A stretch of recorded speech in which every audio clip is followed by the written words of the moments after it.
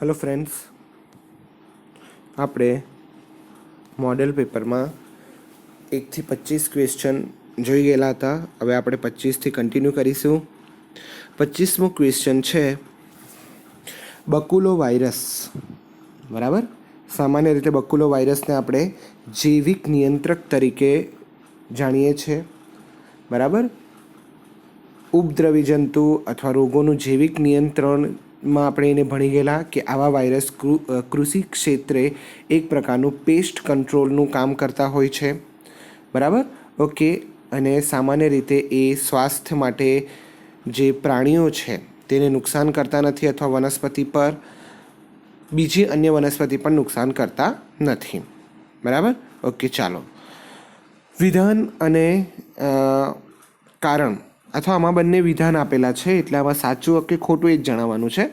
તો બકુલો વાયરસ કીટકો અને અન્ય સંધિપાદી સમુદાયના પ્રાણીઓમાં એક પ્રકારનું રોગ સર્જે છે. યસ, આ વાત સાચી છે કે બકુલો વાયરસ એ કીટકો અને અન્ય સંધિપાદ સમુદાયના જે પ્રાણીઓ છે એની અંદર રોગ સર્જે છે. અને સામાન્ય રીતે એ જે છે એ કૃષિ ક્ષેત્રે બકુલો વાયરસ જે છે એક જૈવ નિયંત્રક તરીકે કામ કરે છે. સામાન્ય રીતે શેના તરીકે કામ કરે છે? જૈવ નિયંત્રક તરીકે કામ કરે છે. એનો સમાવેશ આપણે ન્યુક્લિયોપોલી હાઇડ્રોવાયરસ પ્રજાતિ, હાઇડ્રોવાયરસ, બરાબર, અંદર હાઇડ્રો આપેલું છે પણ ખરેખર ન્યુક્લિયોપોલી હાઇડ્રોવાયરસ તરીકે એને આપણે ઓળખીએ છીએ. સામાન્ય રીતે એ જાતિ વિશેષ અને કીટકીય પ્રયોજન માટેના શ્રેષ્ઠ સભ્યો માનવામાં આવે છે. આ વાયરસ વનસ્પતિ, સસ્તન વર્ગના પ્રાણીઓ, પક્ષીઓ, માછલીઓ અથવા તો લક્ષ્યહીન કીટકો પર કોઈ નકારાત્મક અસર ધરાવતા નથી. બરાબર. એટલે એ લાભદાયી કીટકોનું સંરક્ષણ કરે છે. બરાબર. એટલે આ વાયરસ ફક્ત કીટકો અને સંધિપાદીઓમાં જ રોગ સર્જે છે. બાકીના વનસ્પતિ હોય, સસ્તન પ્રાણીઓ, પક્ષીઓ, માછલીઓ, લક્ષ્યહીન કીટકો એના પર કોઈ નકારાત્મક અસર ધરાવતા નથી. હવે ચાલો આપણે વિધાન વાંચીએ. બકુલો વાયરસ કીટકો અને અન્ય સંધિપાદીઓમાં રોગ સર્જે છે. સાચું છે વિધાન. બીજું આપણે જોયું કે બકુલો વાયરસ એક જૈવ નિયંત્રક છે. એ પણ સાચું છે, કારણ કે કૃષિ ક્ષેત્રે પેસ્ટ કંટ્રોલની ભૂમિકા ભજવે છે અને એનો સમાવેશ ન્યુક્લિયોપોલી હાઇડ્રોવાયરસ પ્રજાતિ હેઠળ થતી હોય છે. આ વિધાન પણ સાચું. બરાબર.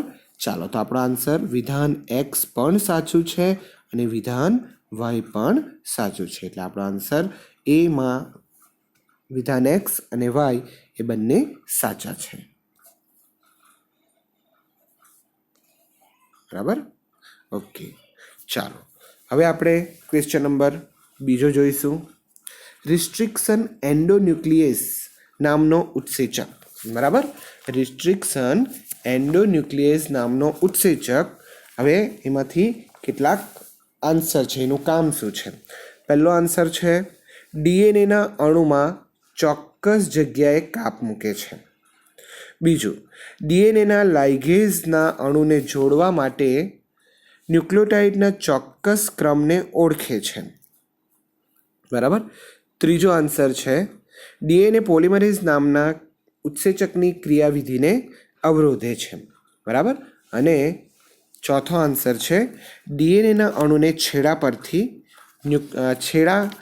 ન્યુક્લિયોટાઇડને દૂર કરે છે. સામાન્ય રીતે આપણે રિસ્ટ્રિક્શન એન્ઝાઇમની વાત કરીએ તો રિસ્ટ્રિક્શન એન્ઝાઇમના મુખ્ય બે પ્રકાર છે. બરાબર. એક તો એક્સોન્યુક્લિયસ અને એન્ડોન્યુક્લિયસ. બરાબર. કયો બે પ્રકાર છે? એક્સોન્યુક્લિયસ અને બીજો એન્ડોન્યુક્લિયસ. આ બે પ્રકારના ઉત્સેચકો છે.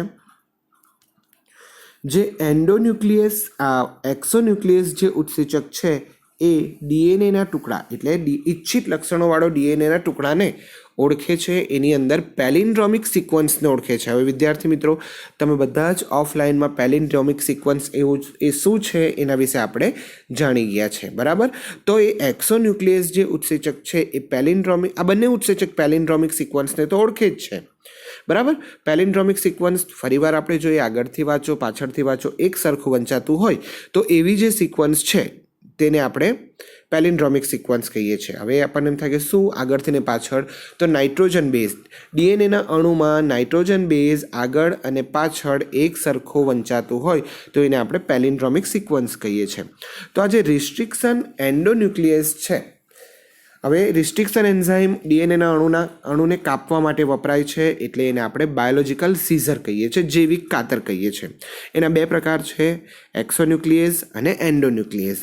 એક્સોન્યુક્લિયેઝ જે છે એ સામાન્ય રીતે ડીએનએના ટુકડાની પેલિન્ડ્રોમિક સિક્વન્સને ઓળખે છે અને એને છેડા પરથી કાપે છે, જ્યારે એન્ડોન્યુક્લિયસ જે ઉત્સેચક છે એ ડીએનએના ટુકડાની અંદર પેલિન્ડ્રોમિક સિક્વન્સને ઓળખે છે અને ચોક્કસ જગ્યાએથી કાપ મૂકે છે. અને ચોક્કસ જગ્યાએથી કાપ મૂકે છે એટલે આપણો આન્સર અહીં શું આવશે? એ. લાઇગેઝના અણુને જોડવા માટે ચોક્કસ ક્રમને ઓળખે એ પણ આવતું નથી. પોલિમરેઝ, હા, રિસ્ટ્રિક્શન એન્ડોન્યુક્લિયસનું કાર્ય જ કાપવાનું છે એટલે આપણે સીઝર કહીએ છીએ. બાકીના 3 ઓપ્શન ખોટા જ પડશે, કારણ કે રિસ્ટ્રિક્શન એન્ઝાઇમનું કાર્ય ડીએનએને ટુકડાની ઉપર નાઇટ્રોજન બેઝની પેલિન્ડ્રોમિક સિક્વન્સને ઓળખવાનું અને એને દૂર કરવાનું, કાપવાનું કામ કરે છે. બરાબર? એટલે અહીં આપણો આન્સર શું આવશે? એ આવશે. ત્યાર પછી ઈચ્છિત લક્ષણોવાળા એટલે કે જનીન પરિવર્તિત સજીવોના નિર્માણના મુખ્ય 3 ચરણો કયા કયા છે? વિદ્યાર્થી મિત્રો, આપણે બુક્સમાં જોઈ જ ગયા છે, બાયોટેકનોલોજી સિદ્ધાંતો અને પ્રક્રિયાઓમાં એમાં આ ક્વેશ્ચન બેઠો આપેલો છે કે જ્યારે ઈચ્છિત લક્ષણોવાળા ડીએનએ બનાવવું હોય અને જીનેટિકલી મોડિફાઈડ ફૂડ અથવા તો જીનેટિકલી મોડિફાઈડ ઓર્ગન્સ બનાવવા હોય તો એના માટે મુખ્ય 3 ચરણો છે. પહેલું ચરણ છે ઈચ્છિત જનીનયુક્ત ડીએનએની ઓળખ, એટલે કે વિદેશી જનીનની ઓળખ, ઈચ્છિત લક્ષણોવાળા ડીએનએની ઓળખ. બરાબર? ઓકે, કે જેની અંદર ઈચ્છિત લક્ષણોવાળા નાઇટ્રોજન બેઝ ધરાવતો ડીએનએ છે. ત્યાર પછી બીજો તબક્કો છે ઓળખ પામેલા ડીએનએનો યજમાનની અંદર, એટલે જે વનસ્પતિની અંદર આપણે ઈચ્છિત લક્ષણો દાખલ કરવાના છે એ ડીએનએની અંદર ઈચ્છિત લક્ષણોવાળા ડીએનએને દાખલ કરવું, તો એ બીજો તબક્કો છે. બરાબર? અને ત્રીજો તબક્કો છે પ્રવેશેલા ડીએનએની યજમાનમાં જાળવણી અને સંતતિઓમાં ડીએનએનું સ્થળાંતરણ. આ 3 તબક્કા જીનેટિકલી મોડિફાઈડ ફૂડ અથવા મોડિફાઈડ ઓર્ગન્સ બનાવવા માટે મુખ્ય 3 ચરણો છે. એટલે અહીં પહેલું ચરણ પણ સાચું છે, બીજું ચરણ પણ સાચું છે અને ત્રીજું ચરણ પણ સાચું. એટલે અહીં આન્સર આપણે શું આવશે? ડી. આપેલા તમામ આવશે. બરાબર? ઓકે, ચાલો હવે આગળ આપણે ક્વેશ્ચન જોવાના છે. પીસીઆર એટલે પોલિમરેઝ ચેઇન રિએક્શન. આ પદ્ધતિ દ્વારા 3 ચરણોની પ્રક્રિયા, બરાબર, સામાન્ય રીતે 3 ચરણો કયા કયા છે? તો એમાં પહેલું ચરણ છે વિનૈસર્ગીકરણ, કે જેની અંદર ડીએનએના જે આ ટુકડા છે, બરાબર, ઓકે, આ ડીએનએનો જે ટુકડો છે એને કેટલું ટેમ્પરેચર આપવામાં આવે? આપણે ભણી ગયેલા છે. કેટલું ટેમ્પરેચર આપવામાં આવે? 90 થી 95°C જેટલું ટેમ્પરેચર આપવામાં આવે છે. બરાબર? અને એ તાપમાને એના જે હાઇડ્રોજન બંધ તૂટે છે અને બંને શૃંખલાઓ અલગ થાય છે. બરાબર? તો આ બંને શૃંખલાઓ તૂટે છે અને અલગ થવાની જે ક્રિયા છે એને આપણે શું કહીશું? વિનૈસર્ગીકરણ. બરાબર? ચલો, પહેલું જ વિનૈસર્ગીકરણ આવે છે એટલે આપણો પહેલો અને બીજો, એટલે કે એ અને સી બંને ઓપ્શન આવશે નહીં, એટલે આપણી પાસે બીજો બી અને ડી ઓપ્શન છે. ચાલો, હવે ત્યાર પછી વિનૈસર્ગીકરણ કરવામાં આવે એટલે કે બંને શૃંખલાઓ છૂટી પડે છે, પછી ઓછી ન્યુક્લિયોટાઇડ ધરાવતી જે શૃંખલા છે એની સાથે પ્રારંભક જોડાય છે, પૂરક અને વિરુદ્ધ દિશામાં જોડાય છે અને ત્યાર પછી 50 થી 60°C તાપમાને એને લાવવામાં આવે છે. તો એને કારણે ડીએનએનો જે અણુ છે એ દરેક શૃંખલા સાથે પ્રારંભક સાથે શું બને છે? તાપમાનું શીતન બને છે. એટલે બીજો તબક્કો શું આવશે? તાપમાનું શીતન આવશે. બરાબર. બીજો તબક્કો તાપમાનનું શીતન આવશે અને ત્યાર પછી ડીએનએ પોલિમરેઝ ઉત્સેચક એની અંદર ઉમેરવામાં આવે છે અને એને કારણે જે પ્રારંભક જોડાયેલી શૃંખલાઓ છે, પૂરક શૃંખલાઓનું નિર્માણ થાય છે અને નવી શૃંખલા 5 ડેશથી 3 ડેશની દિશામાં નવી શૃંખલાનું સંશ્લેષણ થતું હોય છે. અને આ જે ક્રિયા છે એને આપણે શું કહીએ છીએ? વિસ્તૃતીકરણ કહીએ છીએ. શું કહીએ છીએ? વિસ્તૃતીકરણ. એટલે આનો સાચો ક્રમ શું આવશે? તો કે પહેલે વિનૈસર્ગીકરણ આવશે, બીજું તાપમાનનું શીતન આવશે અને ત્રીજું વિસ્તૃતીકરણ આવશે. એટલે અહીંયા સાચો આન્સર શું આવશે? બી એ એનો સાચો આન્સર છે. બરાબર. ચાલો હવે ઈચ્છિત નિપજ મેળવવા માટે જૈવભઠ્ઠીમાં ઇષ્ટતમ પરિસ્થિતિ કઈ પૂરી પાડવામાં આવે છે?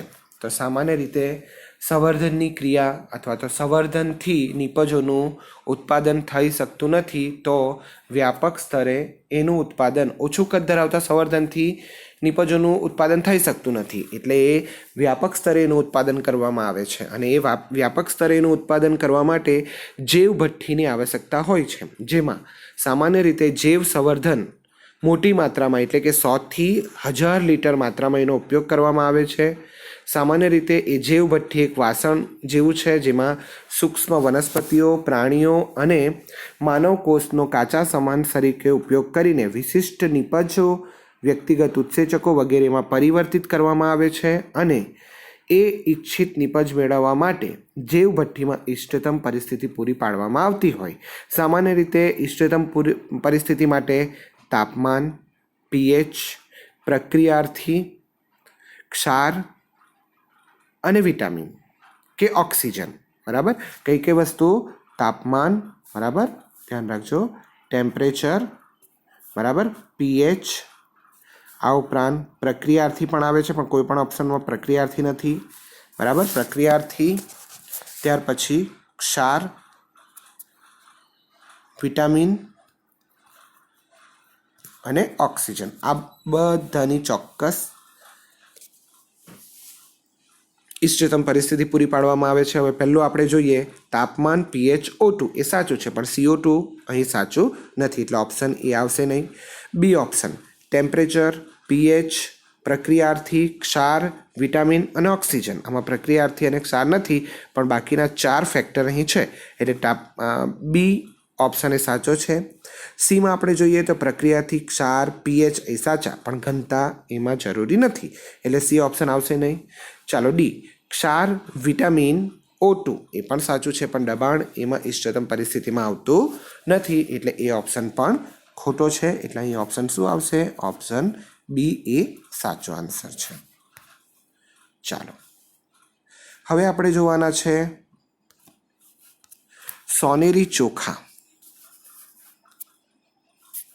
બરાબર. શું જોવાના?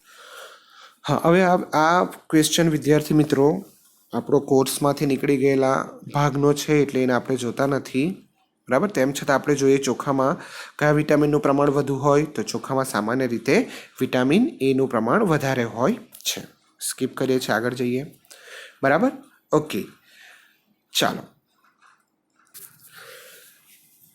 જનીન થેરાપીનો સૌપ્રથમ ઉપયોગ કયા રોગ માટે કર્યો હતો? તો સામાન્ય રીતે આપણે જોઈએ તો જનીન થેરાપીનો સૌપ્રથમ ઉપયોગ 1990માં કરવામાં આવેલો છે. ક્યારે કરવામાં આવેલો? 1990માં. એક 4 વર્ષની છોકરીમાં આ એડિનોસાઇન ડીએમિનેઝ નામનો જે એન્ઝાઇમ છે અને એ એન્ઝાઇમ રોગ પ્રતિકારક શક્તિ માટે ખૂબ જ આવશ્યક છે અને એના રોગની સારવાર માટે સૌપ્રથમ જનીન થેરાપીનો ઉપયોગ કરવામાં આવેલો છે. બરાબર. ઓકે, એટલે આમાં સીધો જ આન્સર છે કે એડિનોસાઇન ડીએમિનેઝ ADA એની ઉણપનો સારવાર કરવા માટે જનીન થેરાપીનો સૌથી પહેલાં ઉપયોગ કરવામાં આવેલો છે. બરાબર. એટલે આન્સર શું આવશે? એ આવશે. બરાબર. ઓકે, ચાલો. સામાન્ય રીતે માનવ પ્રોટીન એન્ટીટ્રિપ્સિનનો ઉપયોગ શેની સારવારમાં કરવામાં આવે? આ પણ એક સીધો ક્વેશ્ચન છે. માનવ પ્રોટીન એન્ટીટ્રિપ્સિનનો ઉપયોગ એમ્ફીસેમાની સારવાર કરવા માટે ઉપયોગ થાય છે. એટલે અહીં આન્સર પણ શું આવશે? સી આવશે. બરાબર. ઓકે, આગળ આપણે જઈએ. 1, 2, 3, 4 માટે સાચો વિકલ્પ પસંદ કરો. આ ચાર્ટ વસ્તીમાં થતા કયા ફેરફારોને સૂચવે છે? તો અહીં વિદ્યાર્થી મિત્રો તમે જોઈ શકો છો કે મધ્યમાં વસ્તી ગીચતા છે, અને વસ્તી ગીચતા સામાન્ય રીતે કોના લીધે થાય? તો કે જો અંતઃ સ્થળાંતરણ થતું હોય તો વસ્તીમાં વધારો થતો હોય, જન્મદર પણ વધતો હોય તો પણ વસ્તીમાં વધારો થતો હોય, પણ જો મૃત્યુદર થતું હોય તો વસ્તીમાં ઘટાડો થાય, અને બાહ્ય સ્થળાંતરણ થતું હોય તો પણ વસ્તીમાં ઘટાડો થાય. ચાલો હવે આપણે 1, 2, 3 અને 4. તો અહીંયા એક નંબર છે. બરાબર, 1 નંબર તમે જુઓ તો 1 નંબર જે જન્મદર છે એટલે વસ્તીમાં શું થશે? અહીંયા વધારો થશે. ચાલો, ત્યાર પછી 2 નંબર પર જઈએ. અંતઃ સ્થળાંતરણ. આપણે આગળ જોયું તેમ અંતઃ સ્થળાંતરણમાં પણ વસ્તીમાં શું થતો હોય છે? વધારો થતો હોય છે. 1, 2. હવે 3જો નંબર આપણે જોઈએ. 3જો નંબરમાં મૃત્યુદર આપેલું છે અને નિશાની આમ આપેલી છે. એટલે આપણે સમજી લેવાનું કે જ્યારે પણ મૃત્યુદર વધારે હોય તો વસ્તી ગીચતામાં શું થતો હોય? ઘટાડો થતો હોય. અને 4 નંબર બાહ્ય સ્થળાંતરણ પર આપેલું છે, અને બાહ્ય સ્થળાંતરણ થાય તો પણ વસ્તીમાં ગીચતામાં ઘટાડો થતો હોય છે. એટલે અહીં આન્સરમાં વધારો, ઘટાડો. ચાલો, વધારો ઘટાડો આન્સર ખોટો, ઘટાડો વધારો પણ ખોટો. હવે અહીંયા તમે જુઓ, વધારો ઘટાડો. બરાબર, એટલે આ આપણો આન્સર સાચો છે. એટલે આપણો આન્સર શું આવશે? સી આવશે. બરાબર. ઓકે, ચાલો આગળ. પોતાના જીવનકાળ દરમિયાન એક જ વખત પ્રજનન કરતા સજીવ કયા? તો આપણે વાંસ વિશે તો જાણીએ જ છે. ચેપ્ટર નંબર 1માં આપણે જોઈ ગયેલું કે બાંબુસ એ ઘણા વર્ષો પછી એક વખત પ્રજનન અને પુષ્પ બીજનું નિર્માણ કરે છે અને મૃત્યુ પામે છે. તેવી જ રીતે પેસિફિક સાલ્મન પણ એવું સજીવ છે કે જે જીવનમાં એક જ વખત પ્રજનન કરે છે અને પછી એનું મૃત્યુ થતું હોય. એટલે અહીં એ આન્સર પણ સાચો છે અને બી આન્સર પણ સાચો. એટલે આપણો આન્સર શું આવશે? ડી આવશે. બરાબર.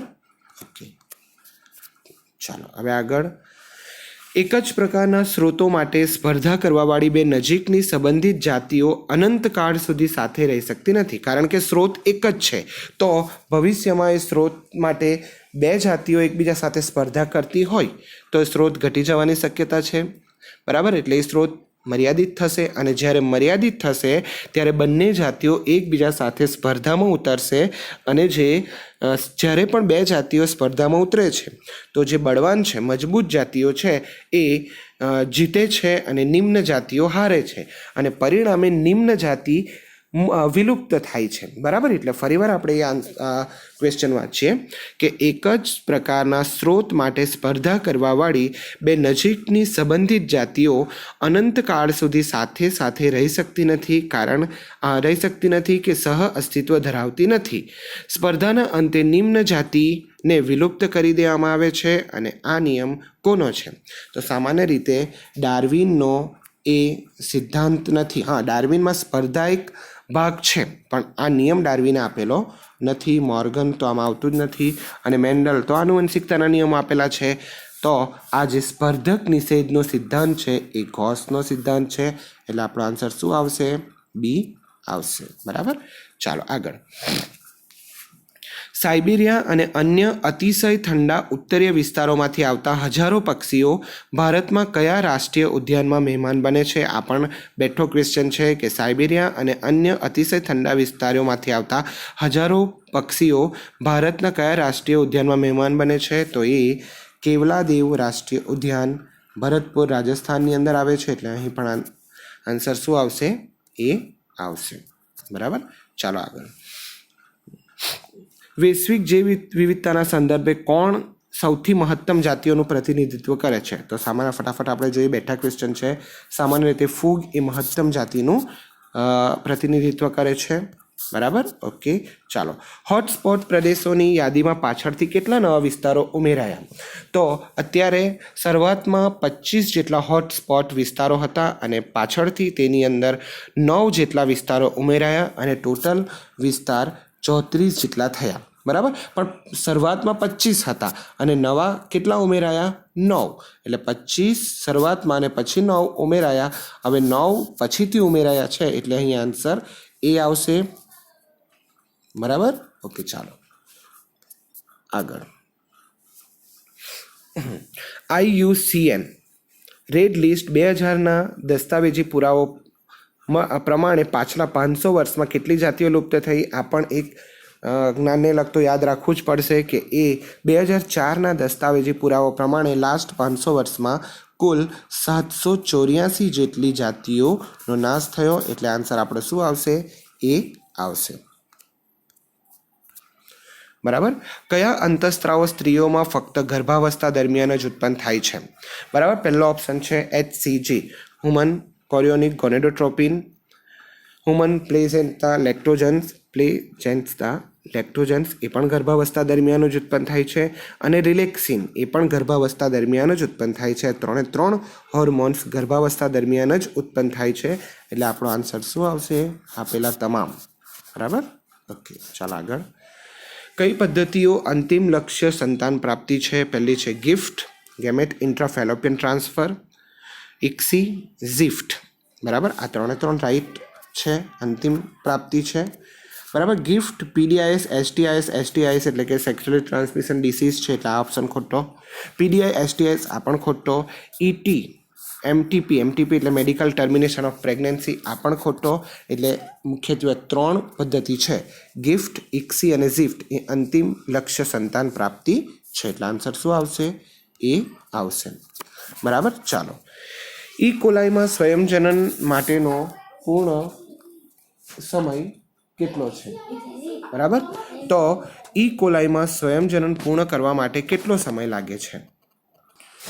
ક્વેશ્ચન નંબર આગળ આપણે જોવાના છે ઇસ્ચેરિસિયા કોલાઈ. ઇસ્ચેરિસિયા કોલાઈ એ સ્વયંજનન પૂર્ણ થવા માટે કેટલો સમય લાગે? તો સામાન્ય રીતે આપણે મેથ્યુ મેસેલ્સન અને ફ્રેન્કલિન સ્ટાલનો પ્રયોગ જોઈ ગયેલા. એમાં ઈ કોલાઈનો દર 20 મિનિટે બરાબર બીજી સંતતિ ઉત્પન્ન થાય છે. એટલે ધ્યાન રાખવાનું કે ઇસ્ચેરિસિયા કોલાઈ 20 મિનિટમાં વિભાજન પામે છે. પછી આપણે જોયેલું 20 મિનિટ, 40 મિનિટ, બરાબર. સંકરણ મેથ્યુ મેસેલ્સન અને સ્ટાલના પ્રયોગમાં જોયેલું. એની અંદર ચોક્કસ આપેલું છે કે ઇસ્ચેરિસિયા કોલાઈ જે છે એ 20 મિનિટમાં વિભાજન પામે છે. બરાબર, એટલે એ બધા જ ઓપ્શન ખોટા છે, કારણ કે 10 મિનિટ, 2 કલાક, 24 કલાક, આ તો 24 કલાક ખોટો, 2 કલાક બી ખોટો, 10 મિનિટ પણ ખોટો. બરાબર, ખરેખર ઇસ્ચેરિસિયા કોલાઈની અંદર વિભાજન પામતા 20 મિનિટ લાગે છે. એટલે આપણે અહીં આન્સર બધા જ આમ જોઈએ તો બધા જ આન્સર ખોટા છે, પણ 20 મિનિટની નજીકનો આન્સર 18 મિનિટ છે. એટલે આપણે આન્સર ડી કન્સિડર કરીશું. ચાલો. શું કોષ કેન્દ્ર સજીવોમાં અભિવ્યક્ત અનુક્રમો એટલે? તો સામાન્ય રીતે આપણે વિદ્યાર્થી મિત્રો આ થિયરી બહુ ડીપમાં જોયેલી છે. ઇન્ટ્રોન્સ અને એક્ઝોન્સ. બરાબર, જે અભિવ્યક્ત થાય છે એને આપણે એક્ઝોન્સ કહીએ છીએ, અને જે અભિવ્યક્ત થતા નથી એને આપણે ઇન્ટ્રોન્સ કહીએ છીએ. આ બંને તો આવતા જ નથી, આપણે થિયરીમાં જોઈ ગયેલા છે. સમાપક અને સિસ્ટ્રોન એ તો આવતા જ નથી. આપણે અભિવ્યક્ત થાય અને અભિવ્યક્ત ન થાય. તો જે અભિવ્યક્ત થાય છે એને આપણે એક્ઝોન્સ કહીએ છીએ, અને જે અભિવ્યક્ત થતા નથી એને આપણે ઇન્ટ્રોન્સ કહીએ છીએ. હવે આપણો ક્વેશ્ચન છે કે શું કોષ કેન્દ્ર સજીવોમાં અભિવ્યક્ત અનુક્રમો કયા? તો અભિવ્યક્ત અનુક્રમ કયા આવશે? એક્ઝોન્સ આવે છે કે જે આરએનએમાં હોતા નથી. બરાબર, ઓકે. ચાલો આગળ. જીવાણુનું નાશ અથવા ભક્ષણ કરતા કોષો કયા છે? PMNL, એક કેન્દ્રીકરણ અને નૈસર્ગિક મારક કોષો. આ 3 જીવાણુઓનું ભક્ષણ અને નાશ કરતા કોષો છે. એટલે આપણો આન્સર શું આવશે? ડી આવશે. બરાબર, ઓકે. ચાલો. સાઇટ્રિક એસિડનું ઉત્પાદન કરતું સજીવ કયું છે? એ પણ આપણે આગળની થિયરીમાં જોઈ ગયા છે. સંગત જોડમાં સાઇટ્રિક એસિડનું ઉત્પાદન કરતો સજીવ એસ્પરજીલસ નાઇઝર્સ છે. આ એસ્પરજીલસ નાઇઝર છે. બરાબર, એટલે આન્સર શું આવશે આની અંદર? બી આવશે. બરાબર, ચાલો આગળ. મુક્તજીવી નાઇટ્રોજન સ્થાપક બેક્ટેરિયા કયા? તો મુક્તજીવી નાઇટ્રોજન સ્થાપક બેક્ટેરિયા રાઇઝોબિયમ મુક્તજીવી નથી, એટલે બાકીના 2 એઝોસ્પિરિલિયમ અને એઝેટોબેક્ટર આ બંને મુક્તજીવી નાઇટ્રોજન સ્થાપક બેક્ટેરિયા છે. એટલે આપણો આન્સર શું આવશે? ડી આવશે. શું આવશે? ડી આવશે. બરાબર, ઓકે, ચાલો. તે બધા જ સુકોષ કેન્દ્રી સજીવોની કોષીય સુરક્ષા માટેની પદ્ધતિ છે. સામાન્ય રીતે સુકોષ કેન્દ્ર સજીવોની કોષીય સુરક્ષા માટેની પદ્ધતિ RNA I, એટલે આમાં પણ આન્સર શું આવશે? એ આવશે. ચાલો, ઇન્સ્યુલિનની શૃંખલા A અને શૃંખલા B એકબીજા સાથે કયા બંધથી જોડાય છે? આ પણ આપણે ક્વેશ્ચન જોયેલો છે.